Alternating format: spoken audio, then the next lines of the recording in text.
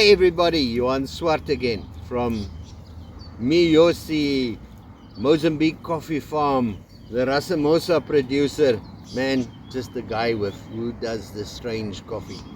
Racemosa is a separate species of coffee. It is not a variety of coffee. You get Arabica with hundreds of varieties and Canafora, which lots of people call Robusta, with hundreds of varieties.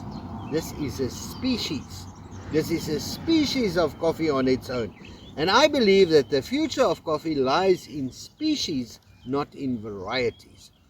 We can do a lot of development on this plant because this plant has got very unique features.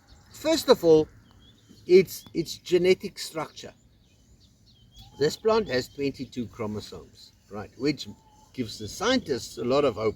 It's very easy to cross-pollinate and to create new hybrids and new cross-species, new species where you basically match two plants together and you create a new hybrid, a new cross of plants. I don't know what to call it exactly, okay?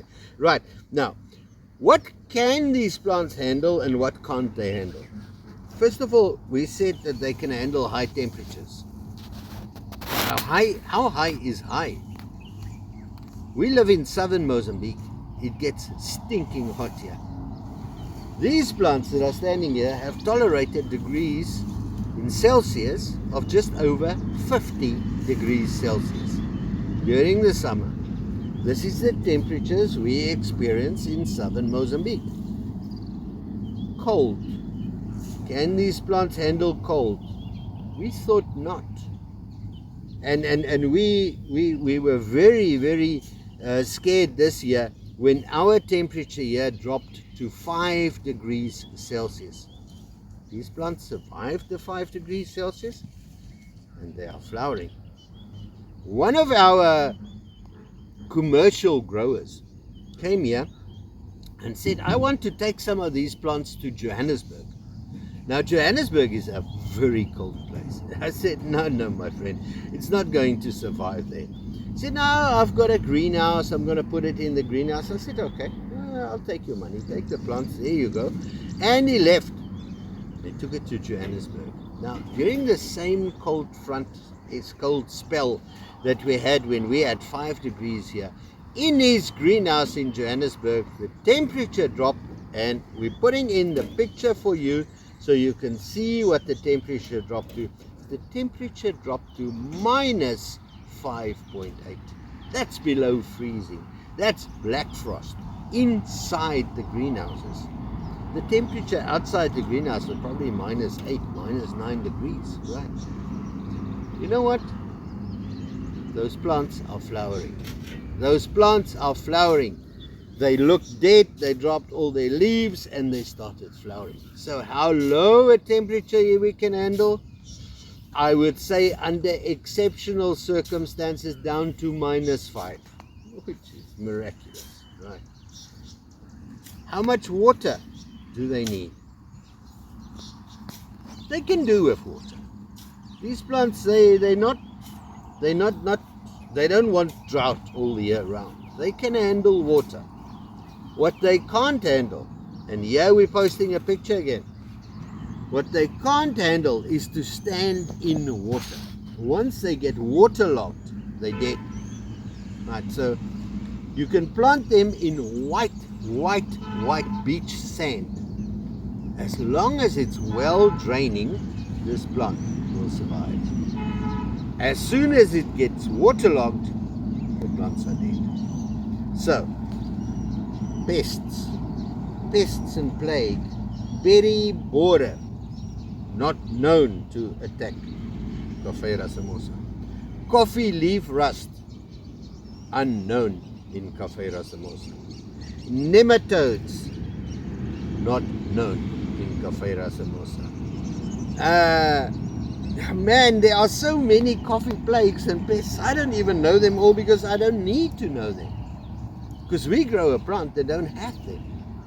We've seen ants on the plants, but so far we haven't seen that the ants create any damage, they cause any damage. We haven't seen aphids on the plants that ants normally cultivate and carry onto your plants. No, we don't see any of that. So this is a very strong, a very tough plant. You will see behind me, here's a thing sticking into my ear. But this is a plant called the pachira. It's a nut tree. Why do we plant nut trees here? I want to create shade for my coffee. Because even though it can tolerate up to 50 degrees Celsius, they love the shade.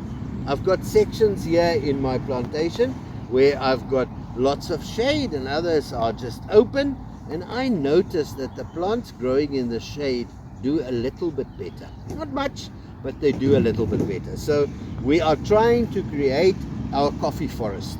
We are planting trees, we are not cutting down the indigenous trees, we are keeping them, and we're just planting under them.